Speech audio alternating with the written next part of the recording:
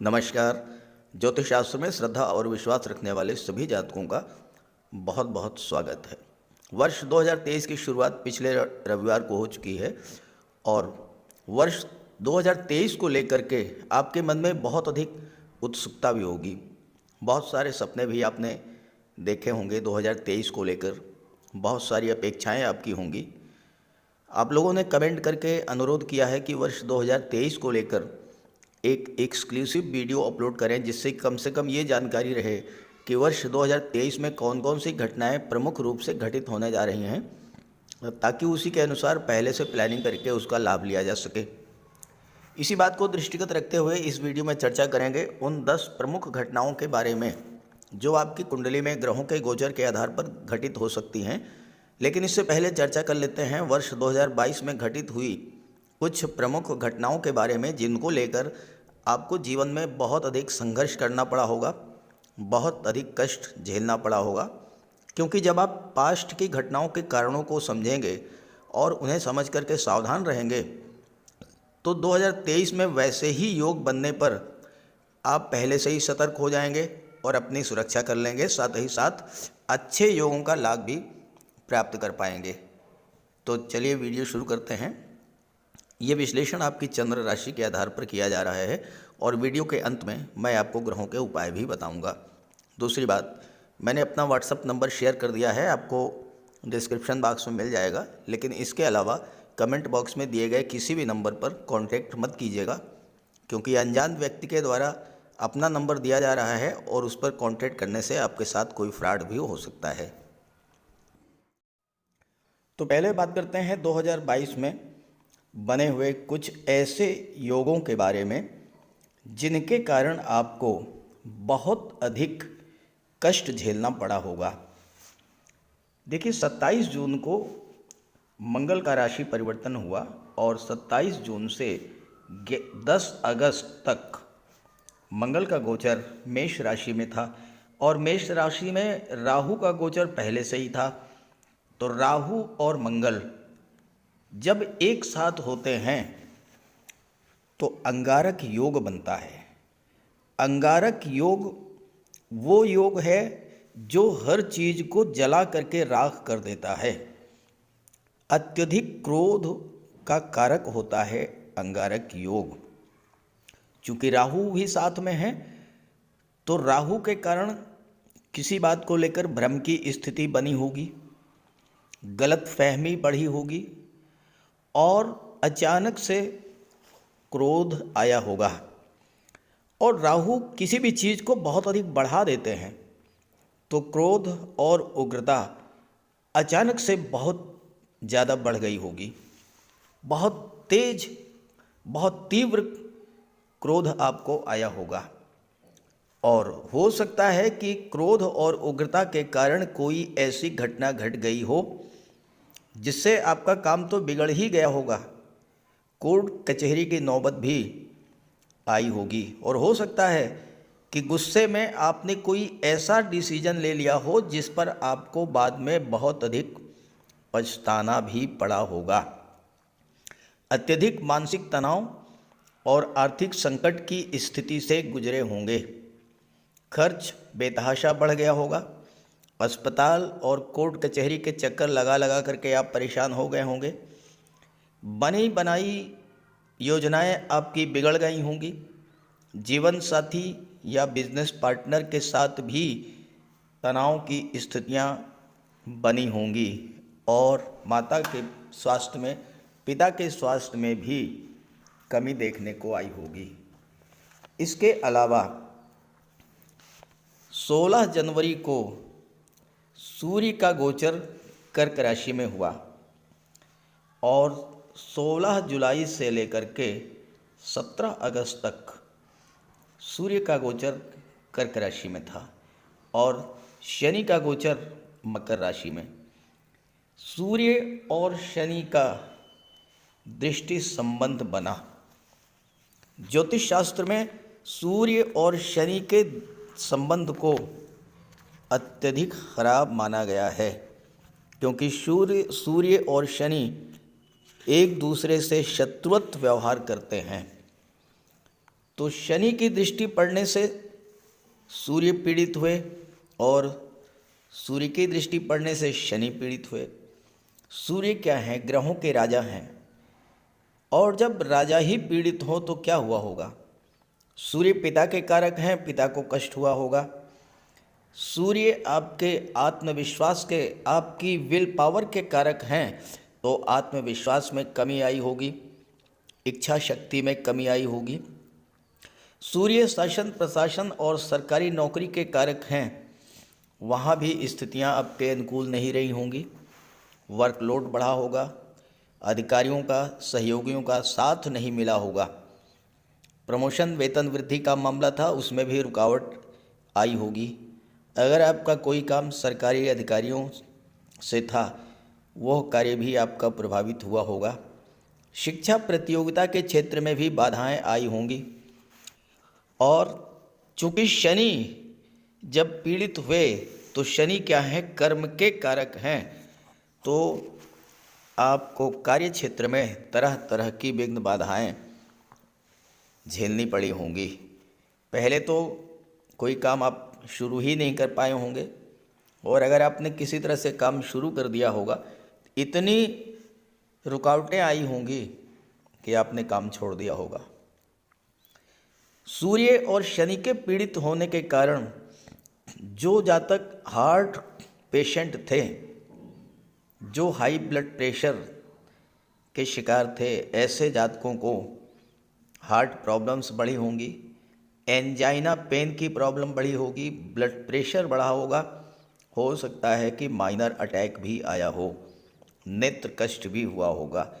और शनि के कारण आपको जोड़ों में दर्द, पिंडलियों में दर्द, घुटनों में दर्द, वायु विकार, आर्थराइटिस, एनीमिया, पीलिया, फ्रैक्चर, हड्डियों का टूटना, ये सब समस्याएं आपको शनि के कारण झेलनी पड़ी होंगी। और इसके अलावा शनि के कारण आपको 29 अप्रैल से 12 जुलाई के बीच में विशेष परेशानी झेलनी पड़ी रही होगी, क्योंकि शनि अत्यंत मंद गति से गतिमान होते हैं, और जब एक ही ग्रह 2.5 महीने में 2 बार राशि परिवर्तन करे, तो आप सोच सकते हैं कि कितनी उथल पुथल मची होगी। 29 अप्रैल को शनि ने राशि परिवर्तन किया, मकर राशि से चले गए कुंभ राशि में, और 12 जुलाई को वापस आ गए मकर राशि में। तो 2.5 महीने में 2 बार राशि परिवर्तन किया, और इसी बीच में वक्री भी हो गए, तो इससे भी बहुत अधिक परेशानी आपको झेलनी पड़ी होगी। और जो तीसरी घटना रही वो ये थी कि वर्ष 2022 में 2 बार चंद्र ग्रहण और सूर्य ग्रहण पड़े, 30 अप्रैल और 10 मई को, और उसके बाद 25 अक्टूबर और 8 नवंबर, 2 बार सूर्य ग्रहण, 2 बार चंद्र ग्रहण। तो 30 अप्रैल और 16 मई, इसके आसपास का जो एक सप्ताह का टाइम पीरियड रहा, वो आपके लिए कष्ट कर रहा होगा।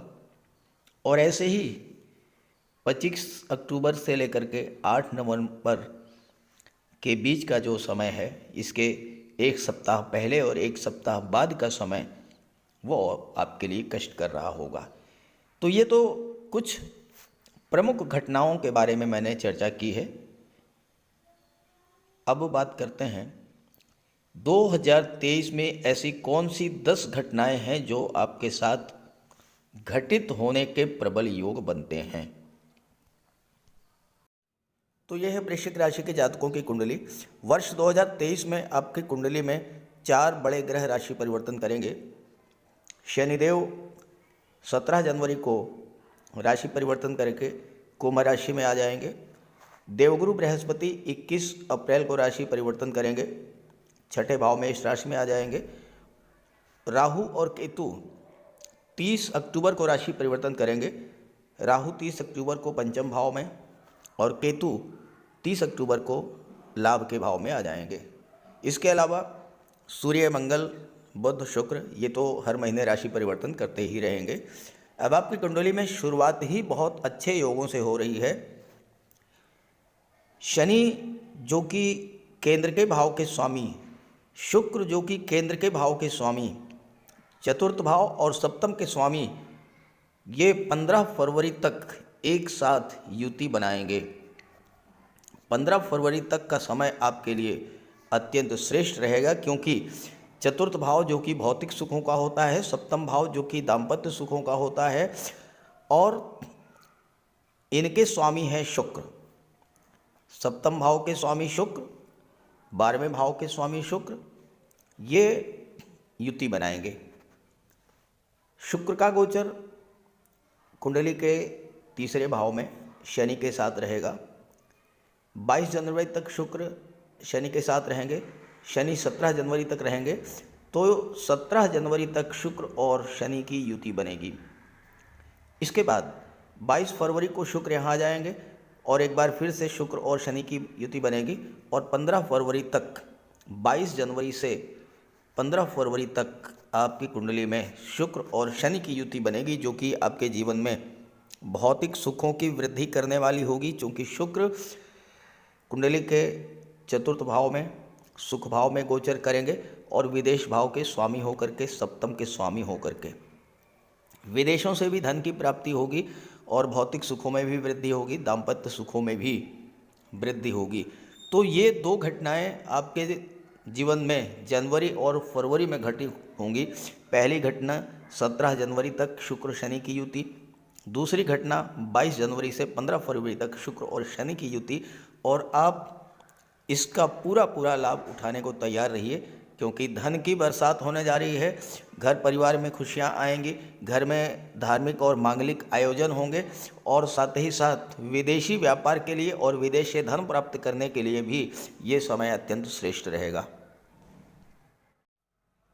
तीसरी महत्वपूर्ण घटना, तीसरी महत्वपूर्ण भविष्यवाणी आपके धन को लेकर, विवाह को लेकर और संतान को लेकर है, भौतिक सुखों को लेकर है।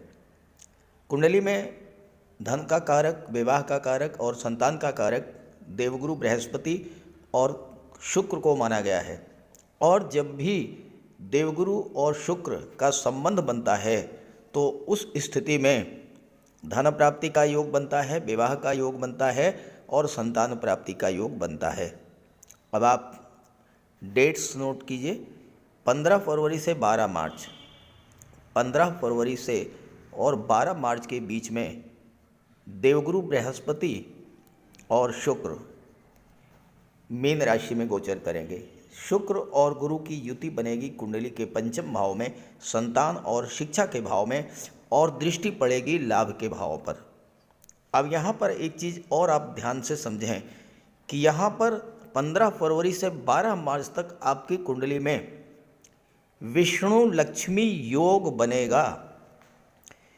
देखिए, कुंडली का जो केंद्र का भाव है पहला, चौथा, 7वां और 10वां, इसे विष्णु स्थान कहा जाता है। त्रिकोण का भाव है पंचम और नवम और इसे लक्ष्मी स्थान कहा जाता है।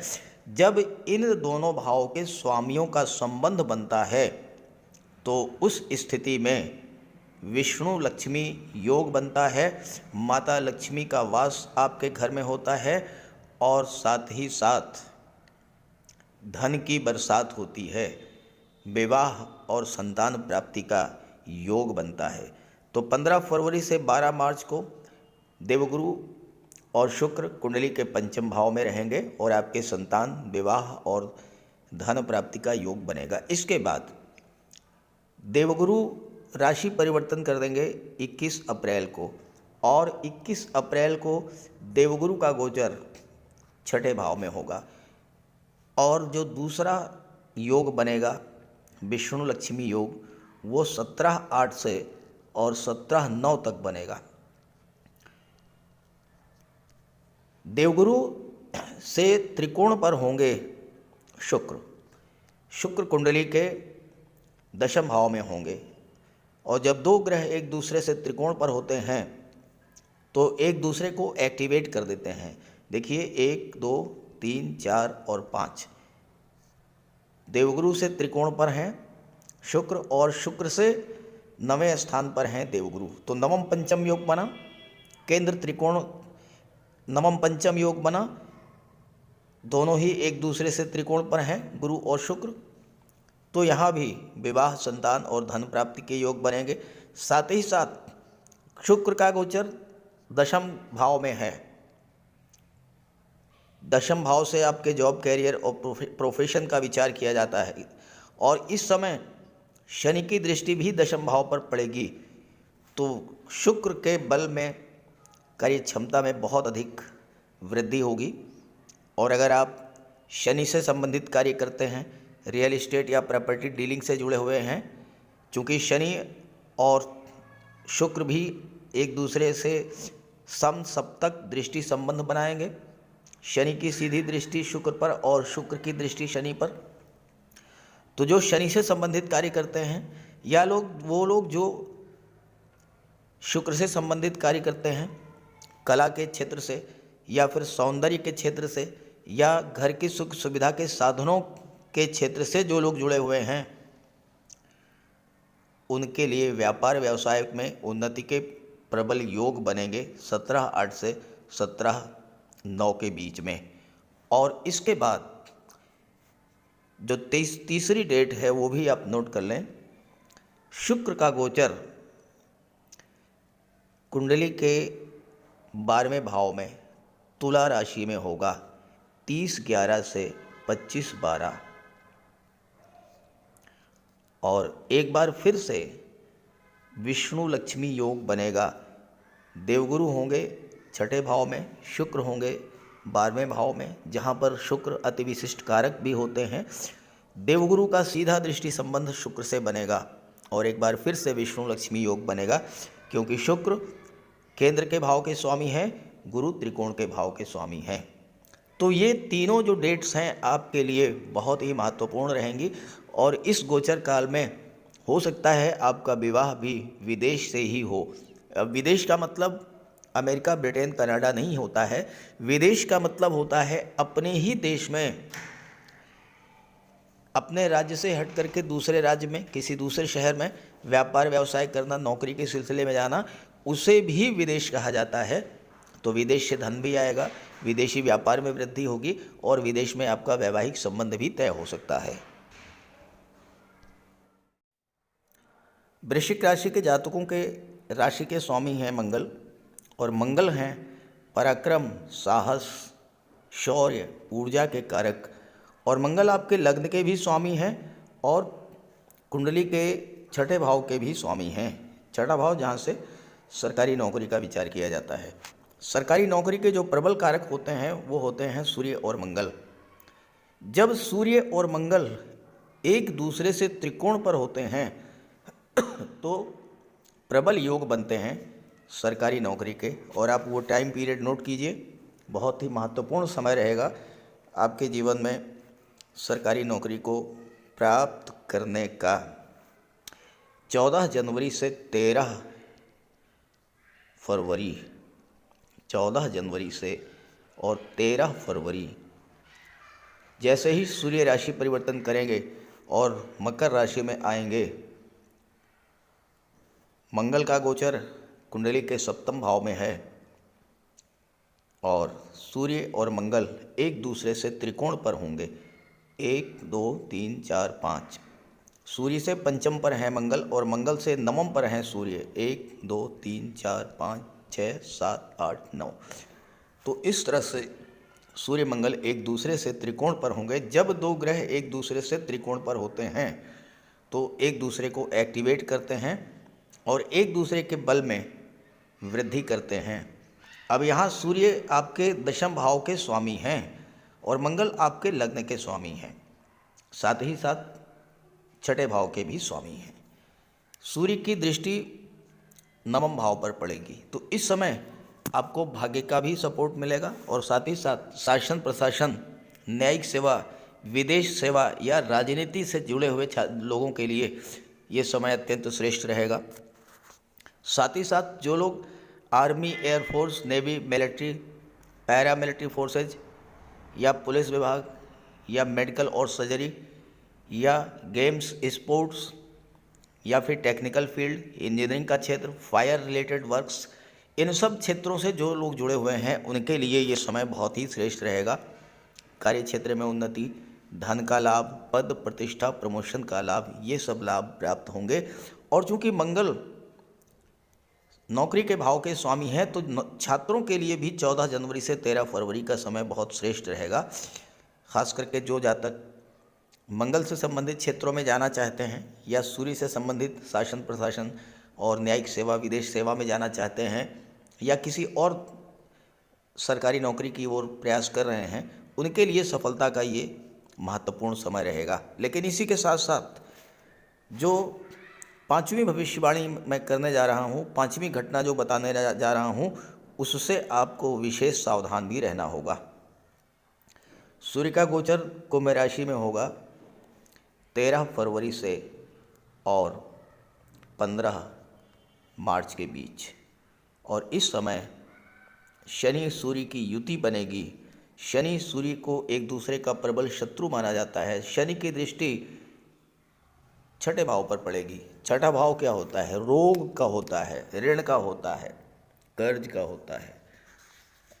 तो इस समय आपको विशेष सावधानी बरतनी होगी, क्योंकि सूर्य भी पीड़ित होंगे और शनि भी पीड़ित होंगे। और जब सूर्य पीड़ित होंगे तो वो जातक जो कि हार्ट पेशेंट हैं, जिनको हार्ट प्रॉब्लम्स है, हाई ब्लड प्रेशर है, एंजाइना पेन की शिकायत है, उन्हें विशेष सावधान रहना होगा।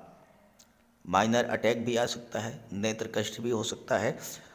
और मंगल तो इस समय सप्तम भाव में रहेंगे, और जैसा मैंने अभी आपको बताया कि इसके पहले मंगल और सूर्य का त्रिकोण का संबंध बनेगा, लेकिन इसके बाद जब सूर्य चतुर्थ में आ जाएंगे तो शनि पीड़ित होंगे, और शनि के पीड़ित होने से आपको आर्थराइटिस, वायु विकार, जोड़ों में दर्द, पिंडलियों में दर्द, घुटनों में दर्द, एनीमिया, पीलिया, फ्रैक्चर, हड्डियों का टूटना, इस तरह की समस्याएं आपके सामने आएंगी। तो इससे आपको विशेष सावधान रहने की आवश्यकता है। और चूंकि इस समय राहु छठे भाव में गोचर कर रहे हैं और राहु शनि एक जैसा ही व्यवहार करते हैं, और राहु की दृष्टि कुंडली के 12वें भाव पर पड़ेगी, जहां से अस्पताल और कोर्ट कचहरी का विचार किया जाता है, खर्चों का विचार किया जाता है। तो इस समय आपके खर्चे भी बढ़ेंगे और साथ ही साथ कोर्ट कचहरी और अस्पताल के चक्कर भी लगाने पड़ेंगे। तो आपको विशेष सावधानी बरतने की आवश्यकता है। छठी और सातवीं भविष्यवाणी छात्रों को लेकर के है। सरकारी के नौकरी के जो कारक माने जाते हैं वो हैं सूर्य, बुध, गुरु और मंगल। जब भी सूर्य और गुरु, सूर्य या मंगल संबंध बनाएंगे, उस समय सरकारी नौकरी के प्रबल योग बनते हैं।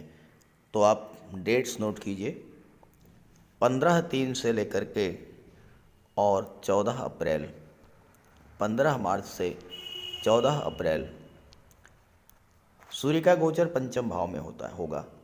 यहाँ पर देवगुरु के साथ सूर्य की युति बनेगी। पंचम भाव शिक्षा और संतान का होता है। तो इस समय छात्रों के लिए बहुत ही बेहतर योग बनेंगे। सफलता प्राप्त करने का, अगर आपकी कुंडली में सूर्य, बुध या गुरु मजबूत स्थिति में हुए तो आपको सफलता का योग बनेगा। और इसके बाद जो अगली डेट है वो 17/8 से और 17/9 के बीच है। ये समय भी बहुत श्रेष्ठ रहेगा, क्योंकि सूर्य का गोचर दशम भाव में होगा। सूर्य अपनी ही राशि में, स्वराशि में और केंद्र के भाव में गोचर करेंगे। दशम में सूर्य दिग्बली होते हैं, और इस समय देवगुरु का गोचर छठे भाव में होगा। सूर्य देवगुरु से त्रिकोण पर होंगे, 1 2 3 4 5। सूर्य से और देवगुरु का नवम पंचम का योग बनेगा और दोनों ही ग्रह एक दूसरे को एक्टिवेट करेंगे।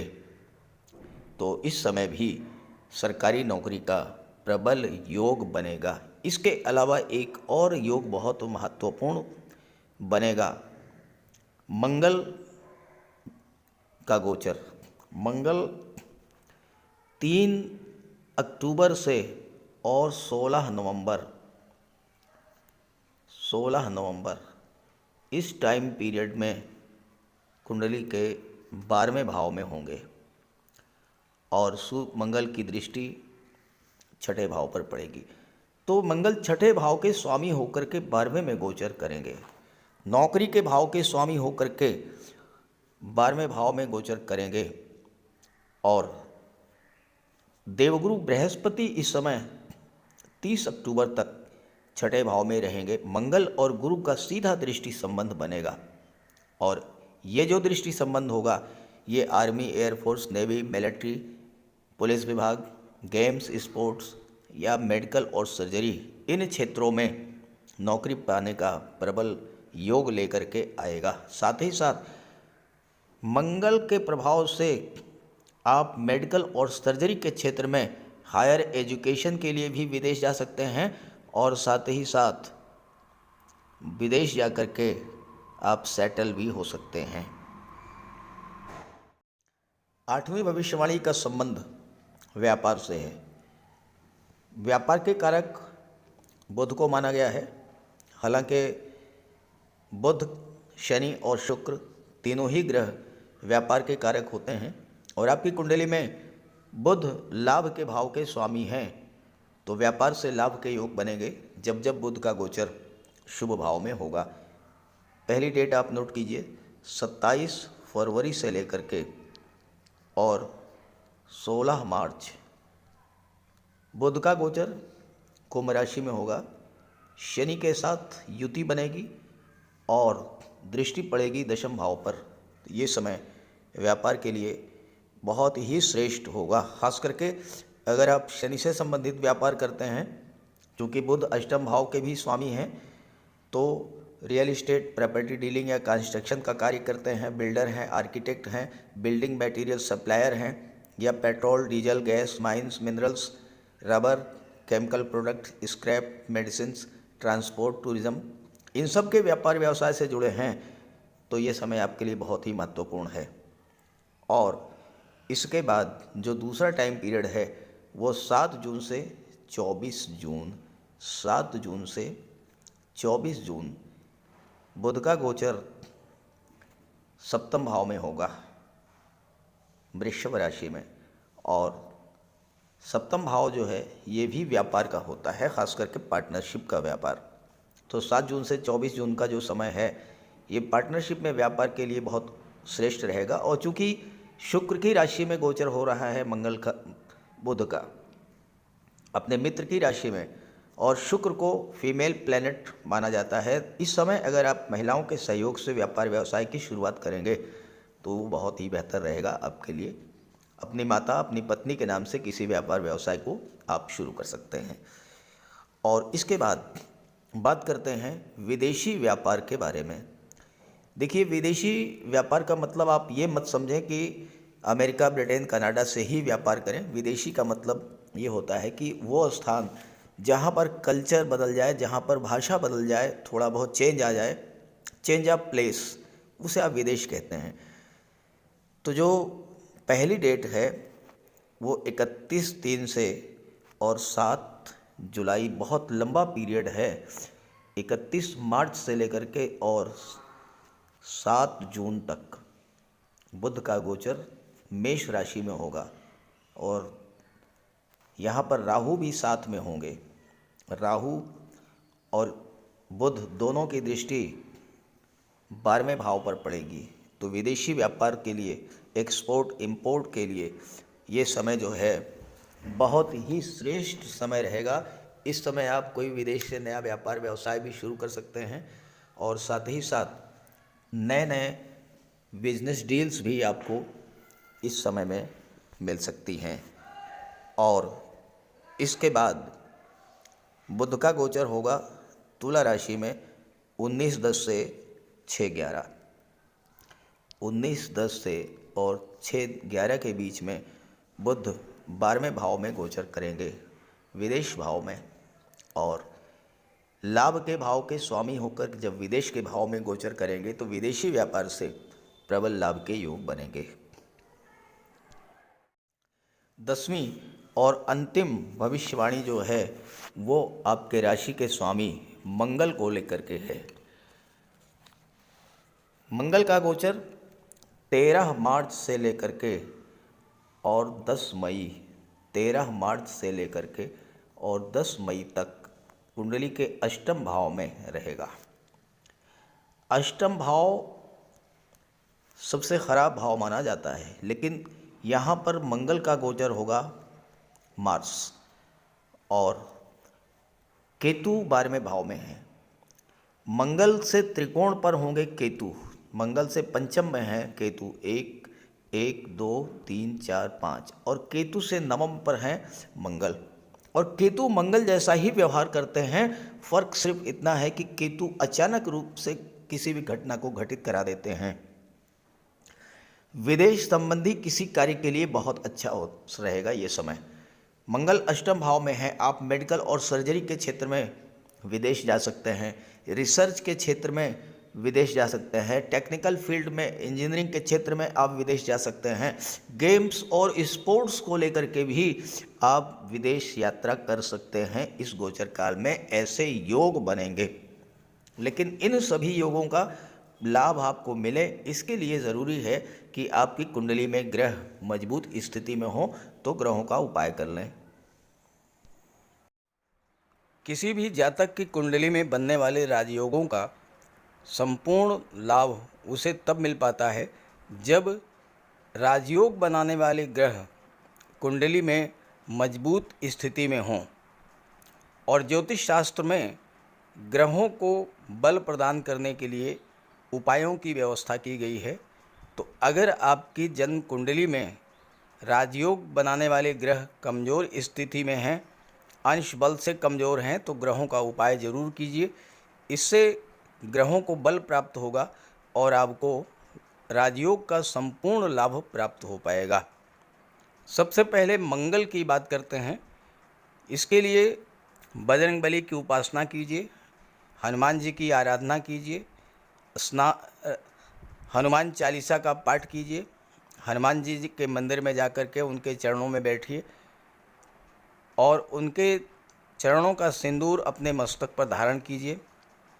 मंगलवार के दिन स्नान के बाद लाल वस्त्र धारण कीजिए, मंगलवार का व्रत रखिए।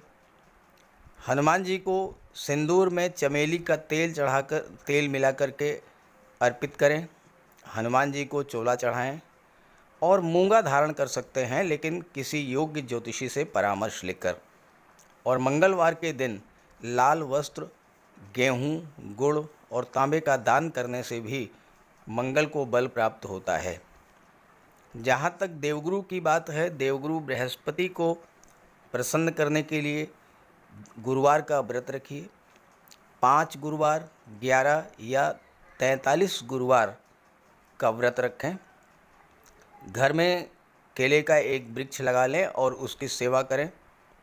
स्नान करते समय पानी में हल्दी या केसर मिलाकर स्नान करें और हल्दी या केसर का तिलक लगाएं। भूल करके भी गुरु, साधु, संतों का, माता पिता का अपमान ना करें। माता पिता, गुरु और वृद्धों का सम्मान करें, उनकी सेवा करें और उनका आशीर्वाद प्राप्त करें। तोते को चने की दाल खिलाएं, इससे बुध और गुरु दोनों प्रसन्न होते हैं। पुखराज भी धारण कर सकते हैं गुरुवार के दिन, लेकिन योग्य ज्योतिषी का परामर्श लेकर ही कोई रत्न धारण करें। ज़्यादा बेहतर ये है कि हल्दी की एक गांठ पीले वस्त्र में बांधकर अपने बाजू में बांध लीजिए और पीले रंग के वस्त्रों का ज़्यादा प्रयोग कीजिए। चादर, तकिए, गिलाफ ये सब पीले रंग के रखिए, पर्दे। शुक्र को बल प्राप्त हो इसके लिए माता लक्ष्मी की उपासना कीजिए और 21 या 31 शुक्रवार को व्रत रखें। शुक्रवार के दिन सफ़ेद रंग के वस्त्र, चीनी, चावल, दूध और दही, घी से बने पदार्थों का सेवन करें। और शुक्रवार के दिन सफ़ेद वस्त्र, चावल, चीनी, घी, श्रृंगार सामग्री, कपूर, मिश्री और दही, इन सब चीज़ों का यथाशक्ति दान करें। डायमंड धारण कर सकते हैं, लेकिन हीरा धारण करने से पहले योग्य ज्योतिषी का परामर्श ले लें। महिलाओं का सम्मान करें। शुक्रवार के दिन कन्याओं को खीर और मिष्ठान का भोजन कराएं। इत्र का प्रयोग करें। घर को साफ सुथरा रखें और भगवान शिव को श्वेत पुष्प अर्पित करें। जहाँ तक बुध की बात है तो बुधवार के दिन तुलसी का पौधा लगाकर उसकी सेवा करें। गाय की सेवा करें। गाय को हरा चारा खिलाएं। हरियाली बढ़ाने वाले पौधे लगाएं और दान करें पौधों का, क्योंकि बुध को हरा रंग अत्यंत प्रिय है। बुधवार को घर के मेन डोर पर पंच पल्लव का तोरण लगा दें और किन्नर को दान देकर उसका आशीर्वाद प्राप्त करें। देवी दुर्गा के मंदिर में हरे रंग की चूड़ियाँ दान करें।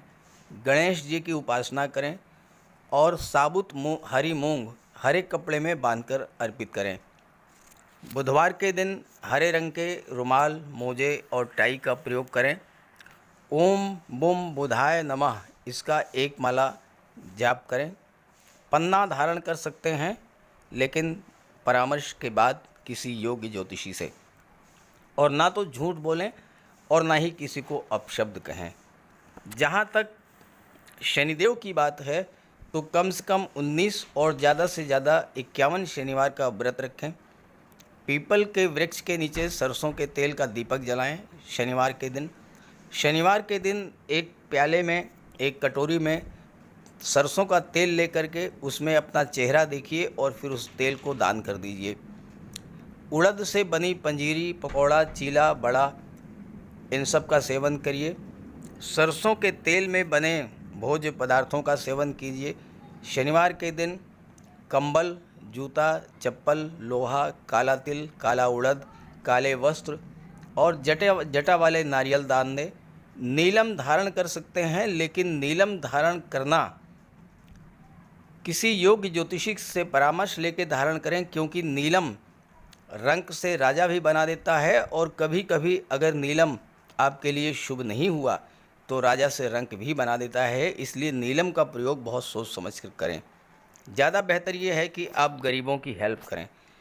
कोई भी गरीब, लाचार, असहाय, दिव्यांग व्यक्ति आपके पास आता है, मदद कीजिए यथासंभव और किसी भी गरीब व्यक्ति को कष्ट ना दें। साथ ही साथ ऐसे कार्य ना करें जो कि शनिदेव को पसंद नहीं है। शनिदेव को छल, कपट, झूठ, फरेब, बेईमानी, आलस्य ये सब पसंद नहीं है, तो ऐसे कार्य मत कीजिए। और शनिदेव को अनुशासन, परिश्रम, मेहनत, ईमानदारी और सच्चाई ये पसंद है, तो ये आप अपने अंदर इन गुणों को विकसित करें, शनिदेव प्रसन्न होंगे। तो उपाय ज़रूर कीजिएगा, इससे आपको लाभ होगा। नमस्कार।